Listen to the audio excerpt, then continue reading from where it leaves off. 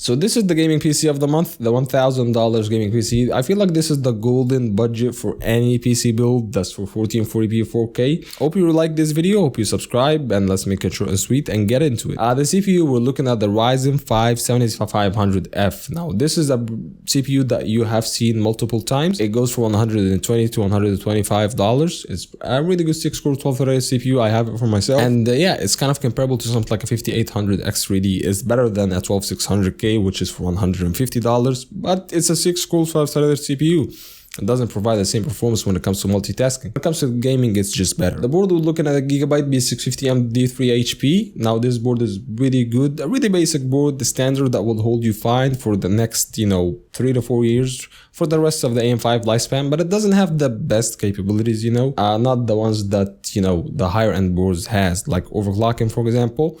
But it gets the job done. At the RAM, we're looking at 16 gigabytes of DDR5 5200 MHz RAM, and the reason we went with the 16 gigs because you can upgrade to 32 in the future, and you don't need more than that for gaming as of now. If you want to go with 32 gigs, you can do so easily. The SSD, we're looking at a 1TB Kingston MV2 Gen 4 SSD. That one goes for, I believe, $56 right now. It's not that expensive, but it gets the job done.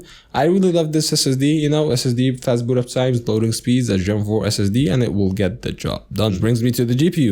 I wonder what that is. We got two options because I can never drop the RTX 4070 Super and the RX 7900 GRE. Now, if you plan on overclocking, the 7900 GRE is a really good option, but if you don't, the 4070 Super is a better option in my opinion, but not for the price.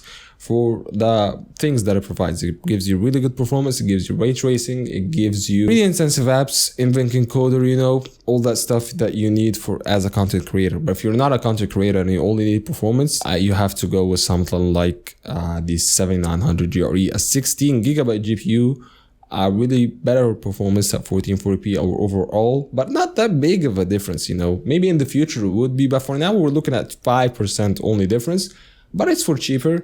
And with overclocking, the gap might get even further. So again, I'll leave that to you, but this is the golden two options for 1440p gaming, $1,000 right now. The case, we're looking at the brand new Multech XR. This one is really good. You can go with the black one or white, it depends on the theme of the PC. It's got really good ventilations. Finally, the fans look like they are in the right intake and outtake flow.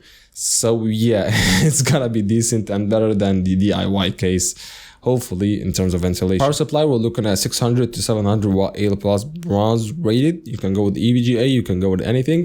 If you are on the NVIDIA side, you don't have to care that much about, power consumption. But for AMD, you have to go with something beefy. And that's been it. If you like the video, press that like button. If you want to see more of that, subscribe. Check out the links in the description again. See you in the next one. Peace.